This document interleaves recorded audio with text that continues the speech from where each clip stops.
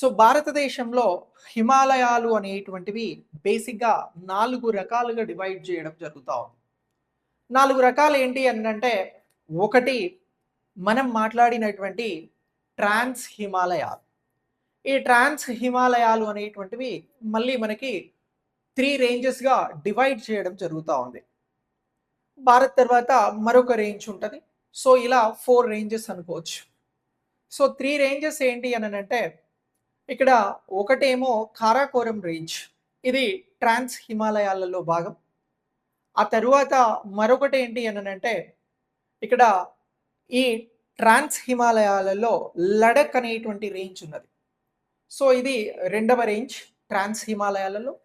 దీనిని కొనసాగింపుగా దీనికి కొనసాగింపుగా భారతదేశ సరిహద్దు వెలుపల అంటే చైనాకి సంబంధించినటువంటి దానిలో స్వయం ప్రతిపత్తి కలిగినటువంటి టిబెట్‌లో కొనసాగింపు ఉంటది. అదే కైలాస్ రేంజ్.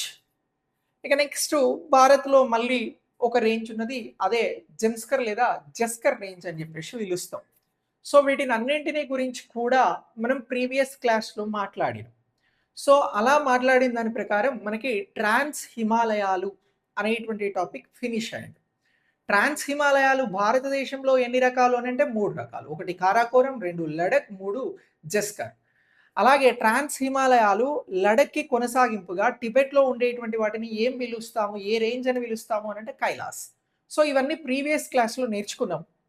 సో ఈ క్లాస్‌లో మనము ట్రాన్స్ హిమాలయాల తర్వాత మనకి మరొక 3 రకాలైనటువంటి హిమాలయాలను బైఫర్కేట్ చేసుకున్నాం. ట్రాన్స్ హిమాలయాల తర్వాత మనం మాట్లాడాల్సింది ఏంటి అనంటే హిమాద్రి హిమాలయాస్ అని అంటాం. హిమాద్రి లేదా వీటినే ఉన్నత హిమాలయాలు అని అంటాం. సో దీనిని గురించి నేర్చుకోవాలి. నెక్స్ట్ దీని తర్వాత మనం నేర్చుకోవాల్సింది ఏంటి అనంటే నిమ్న హిమాలయాలు అని అంటాం. సో దీనిని గురించి ఈ హిమాచల్ శ్రేణులకి సంబంధించినటువంటి వీటిని పిలుస్తాం. వీటిని గురించి నేర్చుకోవాలి. నెక్స్ట్ వీటిని తర్వాత మనం శివాలిక్ శ్రేణులను గురించి నేర్చుకోవాలి. అంటే ఇక్కడ ఉన్నత హిమాలయాలు, హిమాచల్ శ్రేణులు, తర్వాత శివాలిక్ శ్రేణులు. ఇలా ఇంకొక 3 రకాలైనటువంటి హిమాలయాలను గురించి నేర్చుకోవాలి. సో ఈ క్లాస్‌లో మనము ఉన్నత హిమాలయాలకి సంబంధించినటువంటి వాటిని గురించి తెలుసుకుందాం. సో వీటిని మనం ఏమని పిలుస్తా ఉన్నాము అనంటే హిమాద్రి అని చెప్పేసి కూడా పిలవడం జరుగుతా ఉంది. సో ఈ హిమాద్రికి సంబంధించినటువంటివి ఈ మౌంటైన్స్ ఈ హిమాలయాకి సంబంధించినటువంటి ఈ రేంజ్ ఎక్కడి నుంచి ఎక్కడి వరకు ఉంటది అనంటే ఒకటే కొనసాగింపుగా ఇది మనకి జమ్మూ కాశ్మీర్ నుంచి అరుణాచల్ ప్రదేశ్ వరకే ఉంటది. మ్యాప్ ద్వారా కూడా నేను అవన్నీ మీకు చాలా క్లియర్‌గా వివరిస్తా. సో ఈ జియోగ్రఫీకి సంబంధించి మనం మ్యాప్ ద్వారా నేర్చుకుంటున్నటువంటి ప్రతి అంశం కూడా ఎగ్జామినేషన్ పాయింట్ ఆఫ్ వ్యూలో చాలా చాలా ఇంపార్టెంట్. సో కాబట్టి వీటిని మనం క్లియర్‌గా అండర్‌స్టాండ్ చేసుకోవాలి. సో ఇక్కడ నేను ఒక క్వెషన్ అడుగుతా. మీకేమైనా ఆన్సర్ తెలిస్తే పోజ్ చేయండి. ఈ ట్రాన్స్ హిమాలయాలకి సంబంధించి అలాగే హిమాద్రికి సంబంధించి ఈ రెండింటిని వేరు చేస్తున్నటువంటి దానిని ఏమని పిలుస్తారు? హిమాలయాలు 4 రకాలు అని అంటున్నాం. ట్రాన్స్, హిమాద్రి, హిమాచల్ శ్రేణులు, శివాలిక్ శ్రేణులు. ఇందులో ట్రాన్స్ నుంచి హిమాద్రి అనేటువంటిది వేరే రేంజ్‌గా మనం చూపెడతా ఉన్నాం. సో దీనిని ఏమని పిలుస్తారు? సో వేరు చేస్తున్నటువంటి దాన్ని గుర్తించండి అని చెప్పేసి ఎగ్జామినేషన్ పాయింట్ ఆఫ్ వ్యూలో క్వెషన్ అడిగినారనుకో ఆన్సర్ ఇవ్వాలి. సో దానిని గురించి మనం ఇక్కడ మాట్లాడదాం. సో మనం మాట్లాడబోతున్నటువంటి టాపిక్ ఏంటి అనంటే ఉన్నత హిమాలయాలు. వీటిని మనం హిమాద్రి అని అంటున్నాం. ఇది ట్రాన్స్ హిమాలయాల తర్వాత మాట్లాడుతా ఉన్నాం. అయితే మనకి ట్రాన్స్ హిమాలయాలను ఉన్నత హిమాలయాలు లేదా హిమాద్రిని వేరు చేస్తున్నటువంటి దానిని అంటే రేఖను ఈ లైన్ని ఏమని పిలుస్తారు అని ఎగ్జామినేషన్ పాయింట్ ఆఫ్ వ్యూలో క్వశ్చన్ అడిగినారనుకో మీరు చెప్పాల్సినటువంటి ఆన్సర్ ఏంటి అనంటే ఇండో సాంగ్ఫో సూచర్ జోన్ అని చెప్పేసి పిలుస్తారు. ఓకే. సో ఇక్కడ క్వశ్చన్ ఏంటి అనంటే మనకి ట్రాన్స్ హిమాలయాలు అనేటువంటివి ఉన్నాయి. ఈ ట్రాన్స్ హిమాలయాలకి సంబంధించినటువంటి వాటిని అలాగే ట్రాన్స్ హిమాలయాలతో పాటు హిమాలయాలు అలాగే వీటి నుంచి మనం మాట్లాడబోతున్నటువంటి హిమాద్రి లేదా ఉన్నత హిమాలయాలను వేరు చేస్తున్నటువంటి ఒక రేఖ ఉన్నది. ఇది రేఖ, ఇది ఒక లైన్ ఉన్నది. ఈ లైన్ ని ఇండో సాంగ్ఫో సూచర్ జోన్ అని చెప్పేసి పిలవడం జరుగుతూ ఉంది. ఏమని పిలుస్తా ఉన్నారు ఈ లైన్ ని? ఇగో ఇండో సాంగ్ఫో సాంగ్ఫో సాంగ్బో సూచర్ జోన్ అని చెప్పేసి పిలవడం జరుగుతూ ఉంది. ఇండో సాంగ్పో సూచర్ జోన్ అని చెప్పేసి పిలుస్తా ఉన్నాం. ఇక క్వశ్చన్ ఇట్లా కూడా అడుగుతారు, ఇండో సాంగ్పో సూచర్ జోన్ అనేటువంటిది వేటిని వేరు చేసేటువంటి రేఖ అని అడుగుతారు. ఇలా అడిగితే మీరు ఆన్సర్ ఏంటి? ఇది ట్రాన్స్ హిమాలయాలను, హిమాద్రికి సంబంధించినటువంటి హిమాలయాలను వేరు చేస్తున్నటువంటి రేఖ అని చెప్పాలి, లైన్ అని చెప్పాలి. సో ఇక్కడ ఇండో సాంగ్పోకి సంబంధించినటువంటి ఏమని అంటున్నాం? ఇగో ఇండో సాంగ్పో సాంగ్పో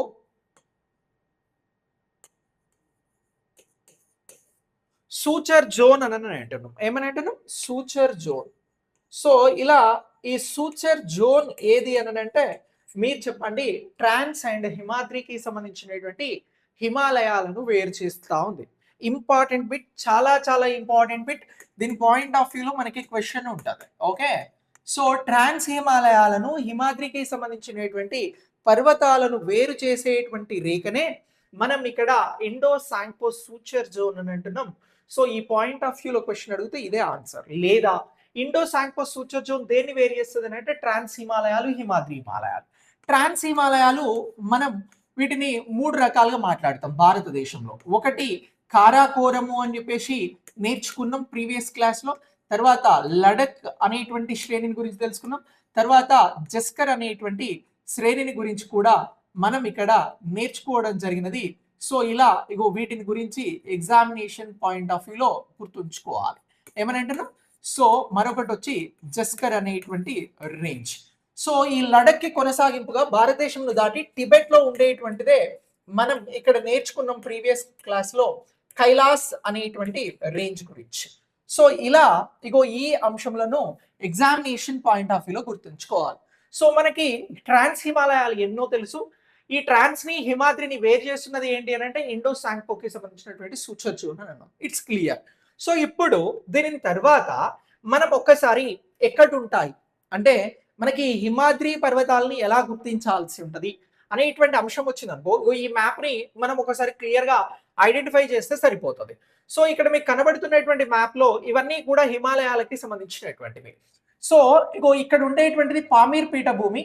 ఇగో ఈ పామీర్ పీఠభూమి నుంచి ఇగో ఇలా కనబడుతున్నటువంటి దాన్ని హిందూ కుష్ అని అంటున్నాం. ఇది భారత్ కి సంబంధం లేదు, కానీ భారత్ లో ఇగో ఇది ఏదైతే ఉన్నదో ఇగో దీనిని ఇగో మనం కారాకోరం రేంజ్ అని చెప్పేసి పిలవడం జరుగుతా ఉంది. దీనినే కారాకోరం రేంజ్ అని అంటున్నాం. సో ఈ రేంజ్ మనకి ట్రాన్స్ హిమాలయాలలో భాగం. ఇక నెక్స్ట్ దీని తర్వాత ఇక్కడ కనబడుతున్నటువంటిది ఏదైతే ఉన్నదో దీనినే మనం లడక్ రేంజ్ అని చెప్పేసి పిలిచినాం. ఇక నెక్స్ట్ దీని తర్వాత మరొక రేంజ్ ఉంటుంది, దాన్ని ఏమని పిలిచినాము అని అంటే ఇగో జస్కర్ కి సంబంధించినటువంటి రేంజ్ గా పిలవడం జరిగినది. సో ఇలా ఈ రేంజెస్ ని గురించి మనం నేర్చుకున్నాం. ఇదంతా ట్రాన్స్ హిమాలయాలలో భాగం. ఇదంతా ట్రాన్స్ హిమాలయాస్ కి సంబంధించినటువంటి దాంట్లో భాగం. అయితే ఇప్పుడు మనం మాట్లాడబోయేటువంటి ఇగో ఇక్కడ కనబడుతున్నటువంటిది ఏదైతే ఉన్నదో ఇగో దీనినే మనము ఇక్కడ గ్రేటర్ హిమాలయ రేంజ్ అని అంటున్నాం, లేదా ఉన్నత హిమాలయాలు అని అంటున్నాం. దీనినే మనము ఇగో హిమాద్రి అని కూడా పిలవడం జరుగుతా ఉంది. ఏమని పిలుస్తా ఉన్నాం? హిమాద్రి అని చెప్పేసి పిలుస్తా ఉన్నాం.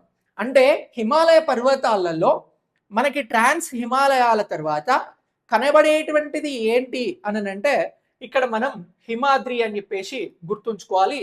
దీనినే మనము గ్రేటర్ హిమాలయాస్ అని చెప్పేసి పిలవడం జరుగుతా ఉంది. ఇది ఇలా గుర్తుంచుకోవాల్సినటువంటి అంశం.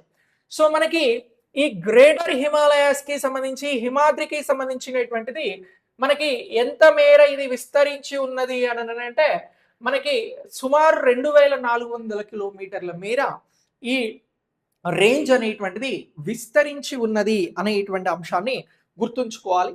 ఈ హిమాలయాలు అనేటువంటివి మనకి చాలా చాలా ప్రయోజనాల్ని చేస్తూ ఉన్నాయి.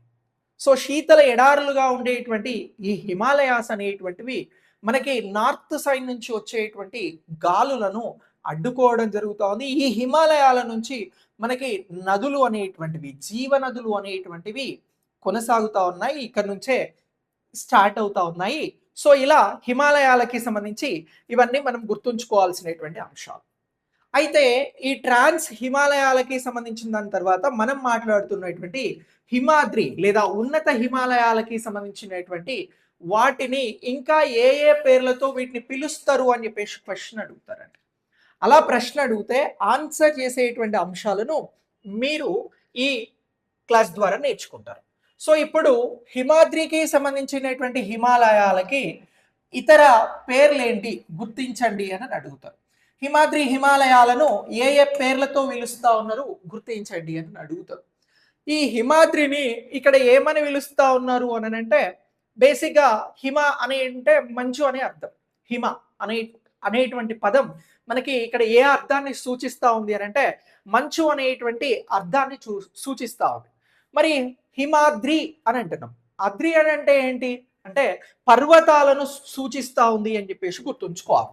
ఇక్కడ హిమాద్రి అనేటువంటి దానిని మనం ఎలా సూచిస్తా ఉన్నాము అని అంటే హిమము అంటే మంచు అని అంటున్నాం. అలాగే ఇక్కడ అద్రి అని అంటే ఏంటి అని అంటే ఇగో అద్రి అనగా పర్వతము అని అంటున్నాం.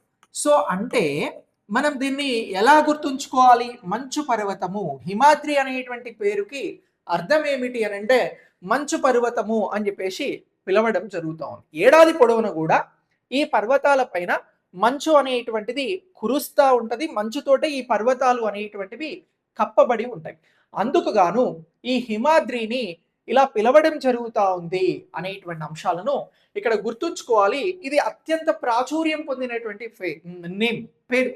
సో వెరీ ఫేమస్ గా మనం హిమాద్రి అనేటువంటి పేరుని ఉపయోగిస్తా ఉన్నాం. ఇలా ఈ పేరు ఉన్నది. మరి ఈ హిమాద్రికి సంబంధించినటువంటి వాటినే మనం గ్రేట్ హిమాలయాస్ అని అంటున్నాం. ఎందుకు గ్రేట్ హిమాలయాస్ అని అంటున్నాం? తెలుగులో వీటిని మహా హిమాలయాలు అని అంటున్నాం. హిమాద్రిని మనం ఇక్కడ ఏమని పిలుస్తా ఉన్నాము అని అంటే మహా హిమాలయాలు అని అంటున్నాం. హిమాద్రికి మరొక పేరున్నది, అదేంటి అని అంటే మహా హిమాలయాలు అనేటువంటి పేరు ఉందండి. సో మహా హిమాలయాలు నే మనం ఇక్కడ గ్రేట్ హిమాలయాస్ అని అంటున్నాం. ఏమని అంటున్నాం? గ్రేట్ హిమాలయాస్ అని అంటున్నాం. ఎందుకు ఇక్కడ గ్రేట్ హిమాలయాస్ అని అంటున్నాం? మహా హిమాలయాలు అనడానికి అర్థం ఏమిటి అని అంటే ఇక్కడ బేసిక్గా ప్రపంచంలోనే అత్యంత ఎత్తైనటువంటి శిఖరాలకు నిలయంగా హిమాద్రి శ్రేణి అనేటువంటిది ఉన్నది. ఏమని అంటున్నాం? ప్రపంచంలో ఎత్తైనటువంటి శిఖరాలు ఏవైతే ఉన్నాయో ఎక్కువ శిఖరాలు సుమారు 8 నుంచి 10 శిఖరాలు మనకు ఈ హిమాలయాలలో, ఈ హిమాద్రి లేదా గ్రేట్ హిమాలయాలలో కనబడతా ఉన్నాయి. సో అందుకు గాను దీనిని మనం ఏమని పిలుస్తా ఉన్నాము అని అంటే మహా హిమాలయాలు అని అంటున్నాం. ఎందుకు మహా హిమాలయాలు అని చెప్పేసి హిమాద్రిని పిలుస్తారు అని అంటే ప్రపంచంలో ఎత్తైన శిఖరాలు. ఏమని అంటున్నాం? ప్రపంచంలో ఎత్తైన శిఖరాలు మనకి ఇక్కడ కనబడతా ఉన్నాయి. సో ఈ ఎత్తైన శిఖరాలు కనబడతా ఉన్నాయి కాబట్టే దీనిని మహా హిమాలయాలు లేదా మనకి గ్రేట్ హిమాలయాస్ అని చెప్పేసి పిలవడం జరుగుతూ ఉంది. సో హైయెస్ట్ గా ఉండేటువంటి మౌంటైన్స్ అన్నీ కూడా మనకు ఈ రేంజ్ లో ఉన్నాయి కాబట్టే ఇది మహా హిమాలయాస్ లేదా గ్రేట్ హిమాలయాస్ అని చెప్పేసి పిలవడం జరుగుతూ ఉంది. ఇక నెక్స్ట్ దీనినే మరొక పేరుతో కూడా పిలుస్తారు. ఏమని పిలుస్తారు దీన్ని అని అంటే అంతర్ హిమాలయాలు అని కూడా పిలుస్తారు. ఎందుకు అంతర్ హిమాలయాలు అని చెప్పేసి ఈ హిమాద్రిని పిలుస్తారు అని క్వశ్చన్ అడిగినారు అనుకో, ఇక్కడ అంతర్ హిమాలయాలు అని అంటున్నాం. అంతర్ హిమాలయాలు అని చెప్పేసి ఎందుకు పిలుస్తారు? ఇన్నర్ హిమాలయాస్ అని అంటున్నాం. ఏమని అంటున్నాం? ఇన్నర్ హిమాలయాస్ అని అంటున్నాం.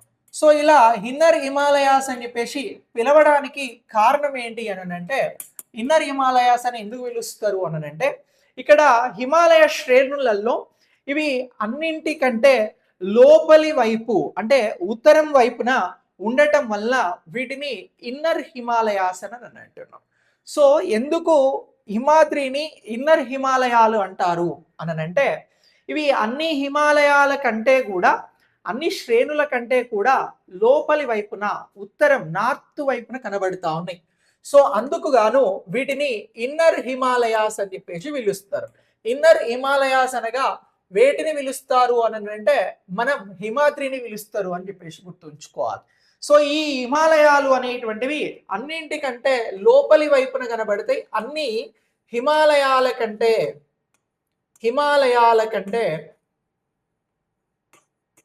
లోపలి వైపున కనబడతాయి కాబట్టి లోపలి వైపున ఉంటాయి కాబట్టి లోపలి వైపున మీన్స్ నార్త్న. సో ఇలా ఉంటాయి కాబట్టి వీటిని మనం ఇన్నర్ హిమాలయాస్, అంతర్ హిమాలయాలు అని చెప్పేసి పిలవడం జరుగుతూ ఉంది. ఇక నెక్స్ట్ ఈ హిమాద్రికి మరొక పేరు కూడా ఉన్నది. హిమాద్రికి ఉన్నటువంటి మరొక పేరు ఏంటి అని అంటే సెంట్రల్ హిమాలయాస్ అనేటువంటి పేరు కూడా ఉన్నది. ఏం హిమాలయాలు అని అంటున్నాం? సెంట్రల్ హిమాలయాలు. వీటినే కేంద్రీయ హిమాలయాలు అని అంటారండి తెలుగులో. సో ఏమని అంటారు? ఇగో కేంద్రీయ హిమాలయాలు అనగా ఏవి? హిమాద్రి, కేంద్రీయ హిమాలయాలు అని అంటున్నాం. సో ఈ కేంద్రీయ హిమాలయాలు ఏంటి అని అంటే ఇగో వీటినే సెంట్రల్ హిమాలయాస్ అని అంటున్నాం. సెంట్రల్ హిమాలయాస్ అని చెప్పేసి పిలవడం జరుగుతూ ఉంది. సో సెంట్రల్ హిమాలయాలు అని చెప్పేసి ఎందుకంటాము అని అంటే మొత్తం హిమాలయాలకి ఇవి వెన్నుముకగా ఉన్నాయండి. ఎలా ఉన్నాయి అని అంటున్నాం?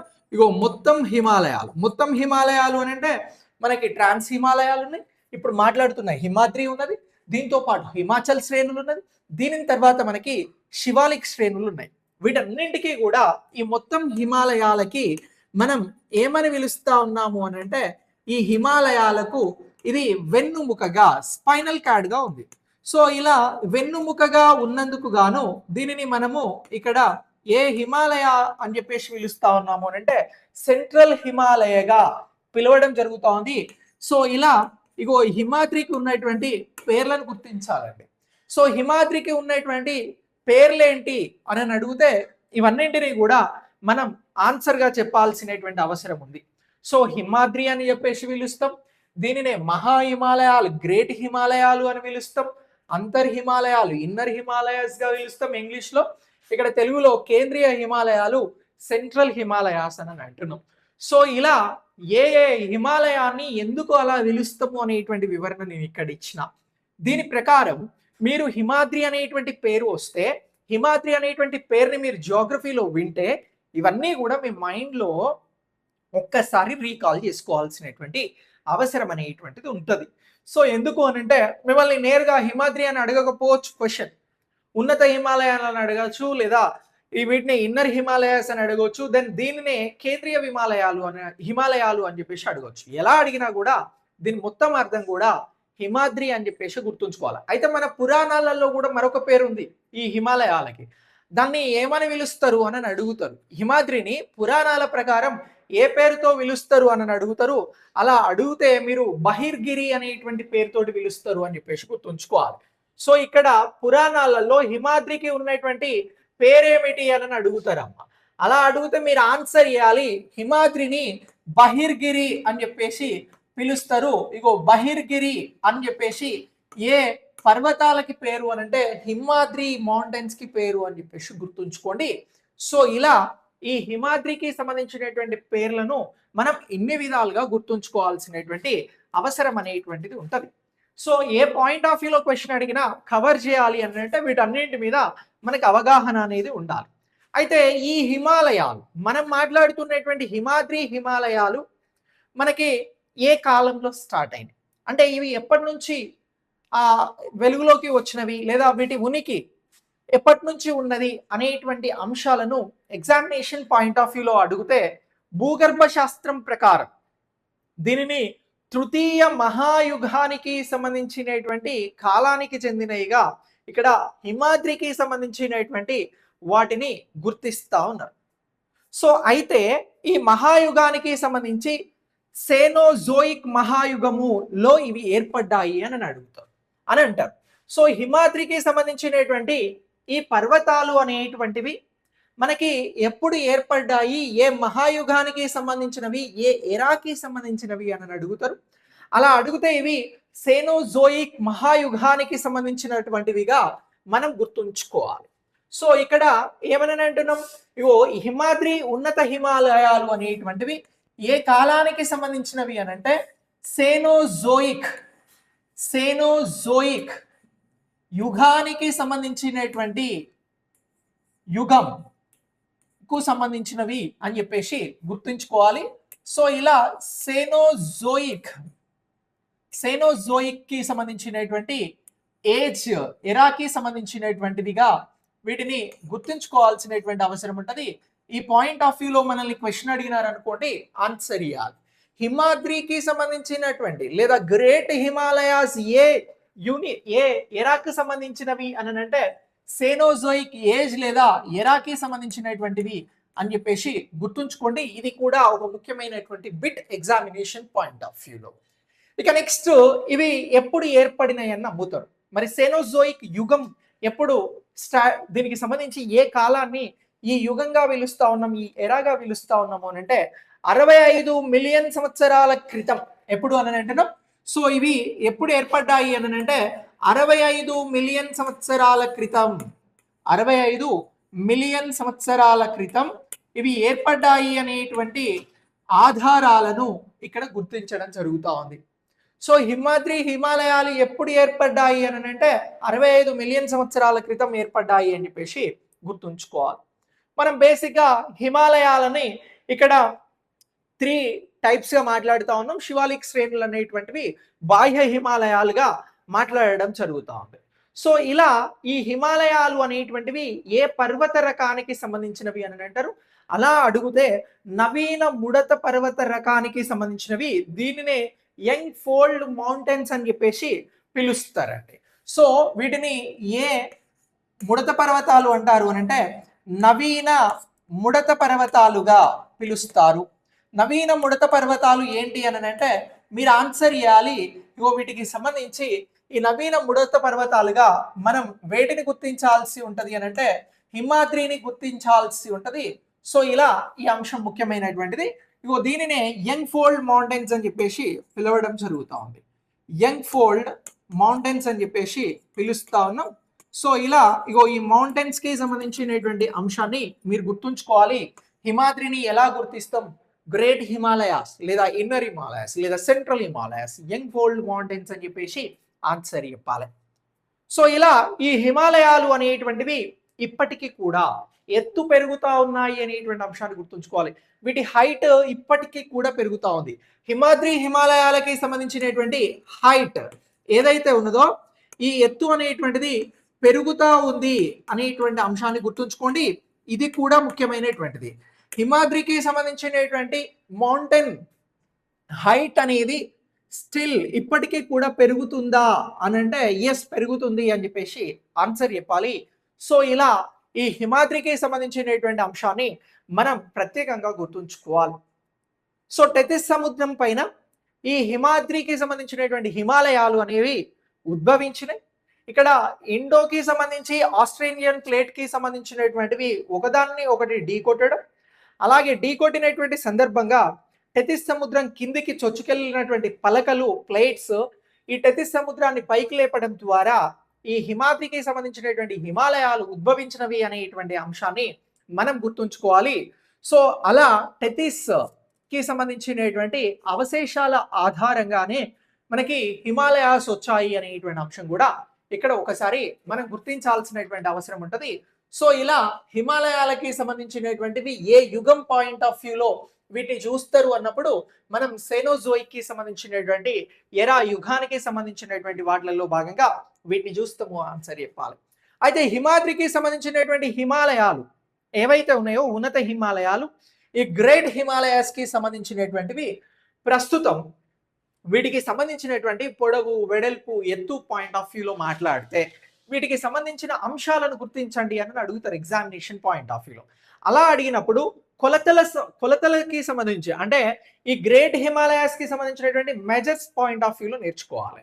సో హిమాద్రికి సంబంధించినటువంటి హిమాలయాలు ఏవైతే ఉన్నాయో ఈ హిమాద్రి హిమాలయాలకి సంబంధించినటువంటి కొలతలు ఏమిటి అనేది ఒకసారి చూద్దాం.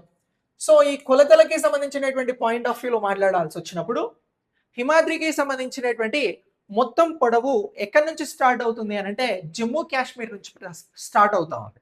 ఓకే, సో మనకి వాయువ్యం లేదా నార్త్ సైడ్ ఉన్నటువంటి జమ్మూ కాశ్మీర్ నుంచి ఇవి ప్రారంభమవుతున్నాయి అనేటువంటి అంశాన్ని గుర్తుంచుకోవాలి. సో ఇక్కడ ఏ ప్రాంతం నుంచి ఇవి స్టార్ట్ అవుతా ఉన్నాయి అని అంటే నంగా పర్బత్ నుంచి ప్రారంభం అవుతా ఉన్నాయి. ఎక్కడ అని అంటున్నాం, ఇగో ఈ హిమాద్రి అనేటువంటి శ్రేణులు మనకి ఎక్కడ ప్రారంభం అవుతున్నాయి అని అంటే ఒక్కసారి మీరు ఈ మ్యాప్ ని చూడండి. ఈ మ్యాప్ ని చూస్తే ఇగో ఇక్కడ నుంచి ప్రారంభం అవుతా ఉన్నాయి అని అంటున్నాం.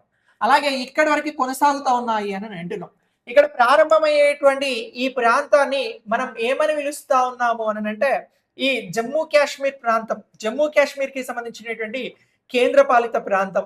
సో ఈ జమ్మూ కాశ్మీర్ కి సంబంధించినటువంటి కేంద్రపాలిత ప్రాంతంలో ఉన్నటువంటి జమ్మూ అండ్ కాశ్మీర్ కి సంబంధించి జమ్మూ కాశ్మీర్ కి సంబంధించినటువంటి కేంద్రపాలిత ప్రాంతం ఏదైతే ఉన్నదో ఈ కేంద్రపాలిత ప్రాంతానికి సంబంధించి ఇక్కడ నంగా పర్బత్ ఏమని అంటున్నాం, ఇగో నంగా పర్బత్ నుంచి మనకి ఈ హిమాద్రికి సంబంధించినటువంటి శ్రేణులు అనేటువంటివి ప్రారంభం అవుతా ఉన్నాయి.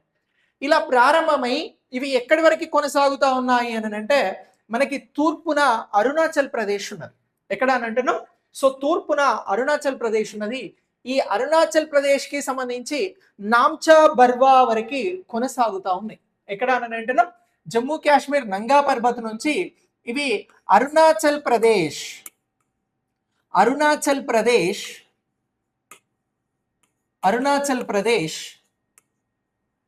నామ్చా బర్వా వరకు. ఇది ఒకసారి క్వశ్చన్ ఉందండి ఎగ్జామినేషన్ లో.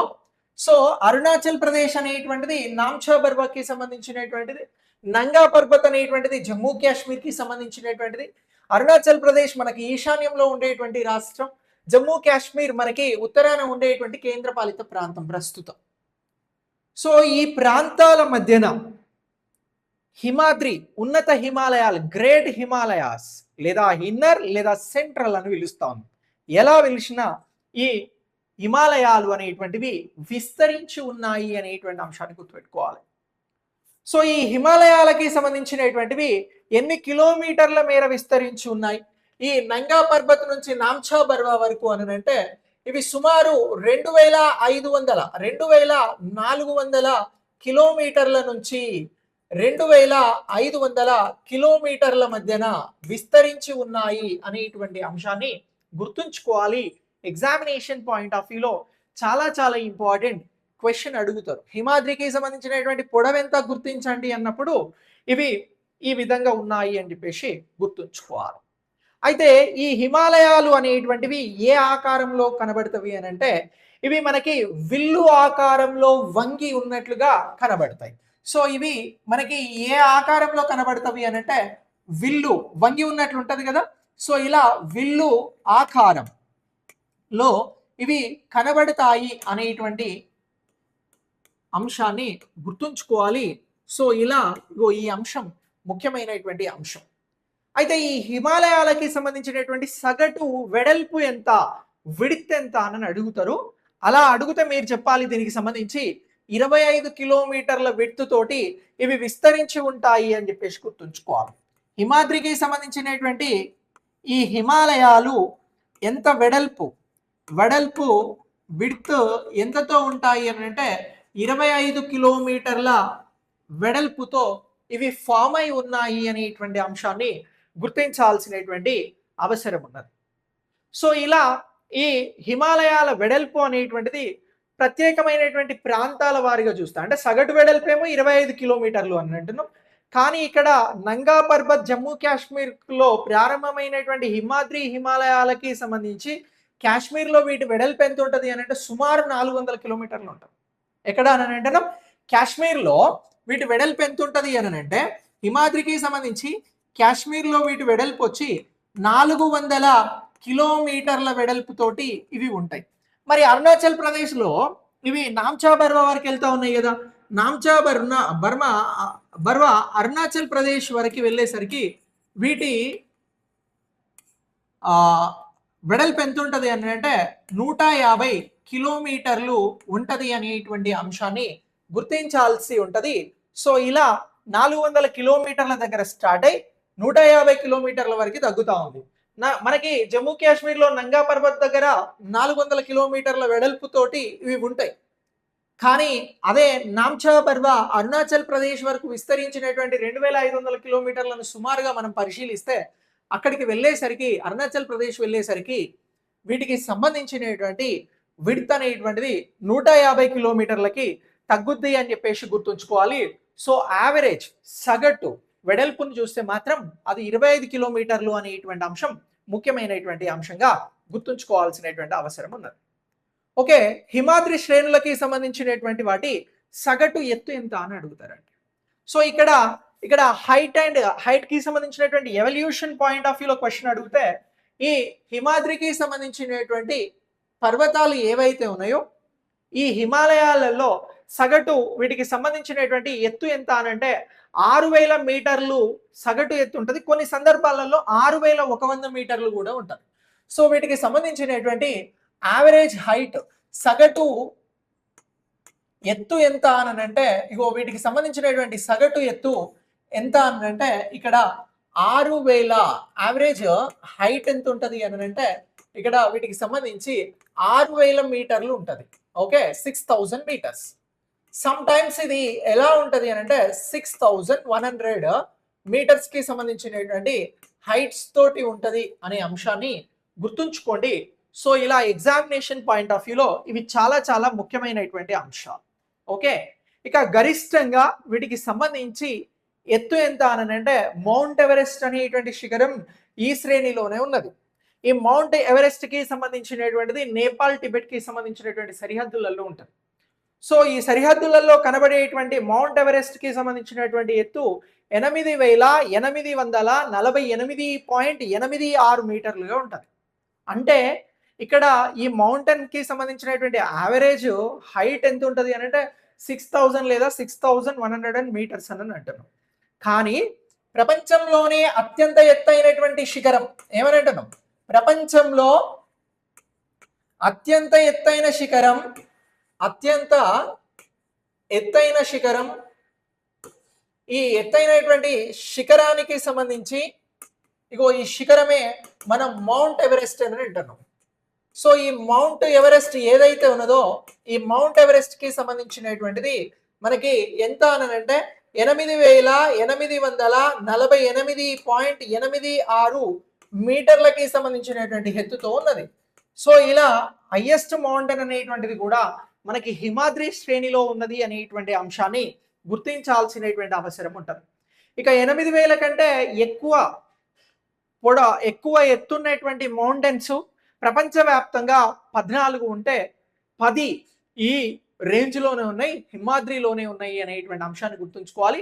మరొక 4 మనకి కారాకోరంలో కనబడతాయి. సో ఇలా ఎత్తైనటువంటి శిఖరాలన్నీ కూడా మన హిమాలయాలలో ఉన్నాయి అనేటువంటి అంశము ప్రధానమైనటువంటి అంశం. ఎగ్జామినేషన్ పాయింట్ ఆఫ్ వ్యూలో దీనిపైన మనల్ని క్వశ్చన్ అడుగుతారు. అలా క్వశ్చన్ అడిగినప్పుడు దీనికి సంబంధించి ఆన్సర్ ఇవ్వాల్సినటువంటి అంశాలు. ఇక నెక్స్ట్ ఈ హిమాద్రికి సంబంధించినటువంటి ప్రాంతాలలో మనకి కొన్ని నదులు అనేటువంటివి ప్రవహిస్తూ ఉన్నాయి. ఇవన్నీ కూడా మనకి జీవనదులుగా ఉంటాయి. గంగా నది, గంగోత్రి, యమునా నది, యమునోత్రికి సంబంధించి, సింధు, బ్రహ్మపుత్రకి సంబంధించినటువంటి నదులన్నీ కూడా ఇక్కడ ఈ హిమాద్రికి సంబంధించినటువంటి శ్రేణి నుంచి వస్తూ ఉన్నాయి అని చెప్పేసి గుర్తుంచుకోవాలి. ఇక్కడ ఈ హిమాద్రికి సంబంధించినటువంటి శ్రేణిలో మనకి గ్రానైట్ కోర్ అనేటువంటిది కూడా అవైలబుల్గా ఉన్నది. సో ఇలా ఈ హిమాలయాలు అనేటువంటివి భారత్కి సహజ సరిహద్దు లాగా మధ్యాసియాకి మధ్యన భారత్కి మధ్యన ఉన్నాయి అనేటువంటి అంశాలని గుర్తుంచుకోవాలి. ఋతుపవనాలకి సంబంధించినటువంటి వాటిల్లో దాని మాన్సూన్తో పాటు ఇక్కడ శీతల గాలుల్ని అడ్డుకోవడంలో హిమాద్రికి సంబంధించినటువంటివి ప్రత్యేకమైనటువంటి అంశాలు. అయితే ఈ హిమాద్రికి సంబంధించినటువంటి వాతావరణం ఎలా ఉంటుంది అని అంటే మనం నిరంతరం మంచు కురుస్తుంది అని అంటున్నాం. మంచు కురిసేటువంటి ఈ హిమాద్రిలో మనకి పెద్ద పెద్ద చెట్లు, వృక్షాలు, ట్రీస్ అనేటువంటివి ఇక్కడ పెరగవు అని గుర్తుంచుకోవాలి. ఇక్కడ ఎక్కువగా పాచికి సంబంధించినటువంటి రిలేటెడ్గా ఉండేటువంటి మోసెస్, లైకెన్లకి సంబంధించినటువంటివి మాత్రమే ఇక్కడ కనిపిస్తాయి వృక్ష జాతులకి సంబంధించి అనేటువంటి అంశాన్ని కూడా గుర్తుంచుకోవాల్సినటువంటి అవసరం ఉంటుంది. హిమాద్రికి సంబంధించి ఇది కూడా ఒక ప్రధానమైనటువంటి అంశం. అయితే మనం ఇక్కడ హిమాద్రికి సంబంధించి ప్రధానమైనటువంటి శిఖరాలు ఉన్నవి అని అంటున్నాం. ఆ శిఖరాలు ఏంటి గుర్తించండి అని అడుగుతారండి. అలా అడిగితే శిఖరాల పేర్లని గుర్తించాలి మనం. సో హిమాద్రిలో ఉన్నటువంటి ఉన్నత శిఖరాలు ఏమిటి గుర్తించండి అని అడుగుతారు. అలా అడిగినప్పుడు మనం చెప్పాల్సింది ఏంటి అని అంటే హిమాద్రిలో మౌంట్ ఎవరెస్ట్ ఉన్నది. ఇది 8848.86 మీటర్ల ఎత్తుతోటి ఉన్నది. ఇక దీంతో పాటు మరొకటి ఏంటి అని అంటే కాంచన్గంగా అనేటువంటి ఒక మౌంట్ ఉన్నది. సో ఈ కాంచన్గంగా అనేటువంటిది 8586 మీటర్లతో ఉంటుంది. భారతదేశంలో సిక్కిం దగ్గర నేపాల్కి సంబంధించినటువంటి సరిహద్దులలో మనకి కాంచన్గంగా అనేటువంటిది కనబడుతుంది. సో నేను ఇక్కడ ఒక్కొక్క పర్వతం గురించి రాస్తాను, మౌంట్ గురించి రాస్తాను. ఫస్ట్ మనం మౌంట్ ఎవరెస్ట్ అని అంటున్నాం. సో ఈ మౌంట్ ఎవరెస్ట్ ఏదైతే ఉన్నదో మౌంట్ ఎవరెస్ట్ అనేటువంటిది మనకి ప్రపంచంలోనే అతిపెద్ద పర్వత ప్రాంతం. ఇది ఎంత అని అంటున్నాం? 8848.86 మీటర్లతో ఇది ఉన్నది అని అంటున్నాం. సో ఇది టిబెట్ అండ్ నేపాల్ కి సంబంధించినటువంటి సరిహద్దు ప్రాంతం. టిబెట్ అలాగే నేపాల్ కి సంబంధించినటువంటి సరిహద్దులలో ఉంటది. సో ఇలా ఈ మౌంట్ ఎవరెస్ట్ ని గుర్తుంచుకోవాలి. నెక్స్ట్ దీని తర్వాత మరొక మౌంట్ ఏంటి అని అంటే ఎత్తైనటువంటి మౌంట్ గా మనం గుర్తించాల్సినటువంటిది కాంచనగంగా అని అంటున్నాం. ఇది కూడా హిమాద్రిలోనే ఉన్నది. ఏమని అంటున్నాం? ఇగో కాంచనగంగా. ఇది ఎక్కడున్నది ఏంటి అని చెప్పేసి చాలా సందర్భాలలో వీటిని గురించి క్వశ్చన్ అడిగినారండి. కాంచనగంగా అనేటువంటిది ఇక్కడ ఎంత అనంటే 8586 మీటర్ల ఎత్తుతోటి ఉంటుంది. 8586 మీటర్ల ఎత్తుతో ఉంటుంది. సో ఇది మనకి సిక్కిం నేపాల్ సరిహద్దులలో కనిపించేటువంటి పర్వతం. సిక్కిం నేపాల్ మన భారతదేశానికి సంబంధించినటువంటి సిక్కిం నేపాల్ సరిహద్దులలో ఉంటది అని చెప్పేసి కాంచన్గంగాను గుర్తుంచుకోవాలి. ఇక నెక్స్ట్ దీని తర్వాత మరొక పర్వతం ఏంటి అని అంటే మకాలు అని అంటున్నాం. ఇది కూడా హిమాద్రిలో ఉన్నటువంటిదే. ఇది ఏంటి అని అంటే మఖాలు. సో ఈ మఖాలు అనేటువంటిది ఒక ముఖ్యమైనటువంటి పర్వతం. ఇది కూడా 8000 కంటే ఎక్కువ ఎత్తున్నటువంటిది. 8451 మీటర్లకి సంబంధించినటువంటి పర్వతం. సో ఈ పర్వతం మనకి ఎక్కడ కనబడుతుంది? ఈ పర్వతం అని అంటే ఇగో ఇది మనకి నేపాల్ టిబెట్ సరిహద్దులలోనే కనబడుతుంది అని చెప్పేసి గుర్తుంచుకోవాలి. ఓకే, సో ఇది 8481 నాట్ ఒకటి. సో ఇది నేపాల్ అలాగే టిబెట్ కి సంబంధించినటువంటి ప్రాంతాల టిబెట్ సరిహద్దులలో ఉంటది అని గుర్తుంచుకోవాలి. ఇక నెక్స్ట్ దీని తర్వాత మరొకటి ఏంటి అని అంటే ధవలగిరి అని అంటున్నాం. ఇగో ఈ ధవలగిరి అనేటువంటిది నేపాల్లో ఉంటది. ఎక్కడ అని అంటున్నాం? ఇగో ధవలగిరి.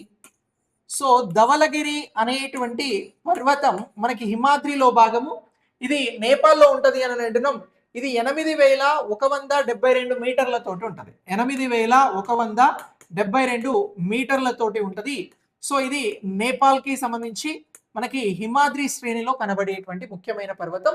ఇది 8000 ఎబో మీటర్స్ తోటి ఉన్నది. ఇక నెక్స్ట్ దీని తర్వాత ఇక్కడ మనసాలు అనేటువంటి ఒక పర్వతం ఉన్నది. ఇది నేపాల్లోనే ఉన్నది. ఏమని అంటున్నాం? ఇగో మనసాలు అనేటువంటి పర్వతం ఉన్నది. ఇగో ఈ మనసాలు అనేటువంటి పర్వతం మనకి ఎంత హైట్ తోటి కనబడుతుంది అని అంటే 8156 మీటర్లతోటి కనబడుతుంది. 8156 మీటర్లతోటి కనబడుతుంది. ఇది కూడా మనకి నేపాల్లోనే ఉంటది అనేటువంటి అంశాన్ని గుర్తుంచుకోండి. ఇక నెక్స్ట్ దీని తర్వాత మరొకటి ఏంటి అని అంటే నంగా పర్వత్ అని అంటున్నాం. సో ఈ నంగా పర్వత్ నుంచే హిమాద్రి స్టార్ట్ అయింది అని మాట్లాడినాం. సో ఇది 8126 మీటర్లు ఉంటది. సో మరొకటి వచ్చి నంగా పర్వత్ అని అంటున్నాం. సో ఈ నంగా పర్వత్ అనేటువంటి పర్వతం మనకి భారత్ లో ఉంటది. ఇది ఎన్ని మీటర్ల ఎత్తుతో ఉంది అని అంటే నంగా పర్వత్ ఇది 8126 మీటర్ల ఎత్తుతో ఉన్నది. సో ఇది మనకి భారత్ జమ్మూ కాశ్మీర్ లో ఉంటది అనేటువంటి అంశాన్ని గుర్తుంచుకోవాలి. ఇక్కడ నుంచే మనం హిమాద్రి అనేటువంటిది స్టార్ట్ అయింది అని చెప్పేసి మాట్లాడినాం. ఇక నెక్స్ట్ దీని తర్వాత మరొక పర్వతం ఏంటి అని అంటే అన్నపూర్ణ అని అంటున్నాం. ఈ అన్నపూర్ణ అనేటువంటి పర్వతం హిమాద్రిలో ఎక్కడుంటది అని అంటే అన్నపూర్ణ, ఇగో అన్నపూర్ణ అనేటువంటిది ఏ దేశంలో ఉన్నటువంటి పర్వతం అని అంటే ఇది మనకి 8078 మీటర్లతో ఉంటది. 8078 మీటర్లతో ఉంటది. సో ఇది మనకి నేపాల్లో ఉంటది అని చెప్పేసి గుర్తుంచుకోవాలి. ఇక నెక్స్ట్ దీని తర్వాత మరొక పర్వతం ఉన్నది. అదే ఏమిటి అని అంటే ఇక్కడ నందాదేవి అని అంటున్నాం. సో ఈ నందాదేవి అనేటువంటిది భారత్ ఉత్తరాఖండ్ లో ఉంటది. ఇది 7817, అంటే 8000 పర్వతాలు అనేటువంటి 8000 మీటర్ల పర్వతాలు అయిపోయినాయి. దీని తర్వాత నందాదేవి అని అంటున్నాం. ఇగో నందాదేవి అనేటువంటిది హిమాద్రిలో ఉన్నటువంటి ఒక ముఖ్యమైనటువంటి పర్వతం, భారతదేశం ఉత్తరాఖండ్ కి సంబంధించినటువంటిది. సో ఇది 7817 మీటర్లతో ఉన్నది. ఇది భారత్ ఉత్తరాఖండ్ లో ఉన్నది అనేటువంటి అంశాన్ని గుర్తుంచుకోండి. సో ఇలా ఇగో ఈ అంశం అనేది ముఖ్యమైనటువంటి అంశం ఎగ్జామినేషన్ పాయింట్ ఆఫ్ వ్యూలో. ఇక నెక్స్ట్ దీని తర్వాత నామ్చా బర్వా అని అంటున్నాం. మనకు హిమాద్రి ఎండ్ అయ్యేటువంటి పాయింట్ అరుణాచల్ ప్రదేశ్ కి సంబంధించి నామ్చా బర్వా. సో నామ్చా బర్వా, ఈ నామ్చా బర్వా అనేటువంటిది మనకి భారత్ అరుణాచల్ ప్రదేశ్ కి సంబంధించి హైట్ ఎంత అనంటే 7756 మీటర్లు, 7756 మీటర్లతో ఉంటది. ఇది భారత్ అరుణాచల్ ప్రదేశ్ కి సంబంధించినటువంటిది. సో ఇలా ఇగో ఈ పర్వతాలను గుర్తుంచుకోవాలి. ఇవన్నీ కూడా ముఖ్యమైనటువంటి పర్వతాలు. దేనికి సంబంధించి అనంటే హిమాద్రి శ్రేణిలో ఉన్నటువంటి పర్వతాలు. ఇక్కడ చూడండి మనకి 8000 తోటి మొత్తం 7 ఇందులోనే ఉన్నాయి. మౌంట్ ఎవరెస్ట్ అత్యంత ఎక్కువ ఎత్తు కలిగినటువంటిది. ఇక అన్నపూర్ణ అనేటువంటిది అతి తక్కువ ఎత్తుతో మనకి హిమాద్రిలో మాత్రమే కనిపించే 8000 కంటే ఎక్కువ హైట్ మీటర్స్ ఉన్నటువంటి పర్వతాలు. వీటి లొకేషన్స్ తో సహా చెప్పినాం. వీటి మీద ప్రీవియస్ లో మీకు చాలా క్వశ్చన్స్ ఉన్నాయి. ప్రీవియస్ ఎగ్జామ్స్ లో, ఫ్యూచర్ లో కూడా వస్తాయి. వీటిని మ్యాచ్ చేయమని అడుగుతారు, లేదా లొకేషన్ పాయింట్ ఆఫ్ వ్యూలో అడుగుతారు. ఎలా అడిగినా మీరు ఆన్సర్ ఇవ్వాలండి. ఓకే, హిమాద్రి అనేటువంటి టాపిక్ చదివితే ఇవన్నీ కూడా ముఖ్యమైనటువంటి అంశాలు అని చెప్పేసి గుర్తుంచుకోవాలి. ఓకే, సో ఇలా ఈ టాపిక్ ని మీరు అప్డేట్ చేసుకోవాలి. అయితే హిమాద్రికి సంబంధించినటువంటి దానిలో మౌంట్ ఎవరెస్ట్ అనేటువంటిది అత్యంత ఎత్తైనటువంటి పర్వత శ్రేణి కదా, అత్యంత ఎత్తైనటువంటి మౌంటైన్ కదా. ఈ మౌంటైన్ ని నేపాల్లో ఏమని పిలుస్తారు, టిబెట్ లో ఏమని పిలుస్తారు? తెలిస్తే ఆన్సర్ ని పోస్ట్ చేయండి. మౌంట్ ఎవరెస్ట్ అని అంటున్నాం. వీటికి స్థానికంగా మౌంట్ ఎవరెస్ట్ కు పేర్లు ఉన్నాయి. ఒకవేళ క్వశ్చన్ అడిగింది అనుకుందాం, ఎప్పుడైనా హైట్ మీద ఏ శ్రేణిలో ఉన్నదని ఇట్లా కామన్ గా క్వశ్చన్స్ వస్తాయి. అట్లా కాకుండా స్థానికంగా ఉండేటువంటి భాషల ప్రకారం, ముఖ్యంగా నేపాల్ టిబెట్ భాషల ప్రకారం వీటిని ఏమని పిలుస్తారు, మౌంట్ ఎవరెస్ట్ కి ఉన్నటువంటి పేర్లు ఏంటి చెప్పండి, గుర్తించండి అని క్వశ్చన్ అడుగుతారు. ఆన్సర్ చెప్పాలి కదా. ఒకసారి ఆన్సర్ మీకు తెలిస్తే పోస్ట్ చేయండి, ఆన్సర్ని పోస్ట్ చేయండి.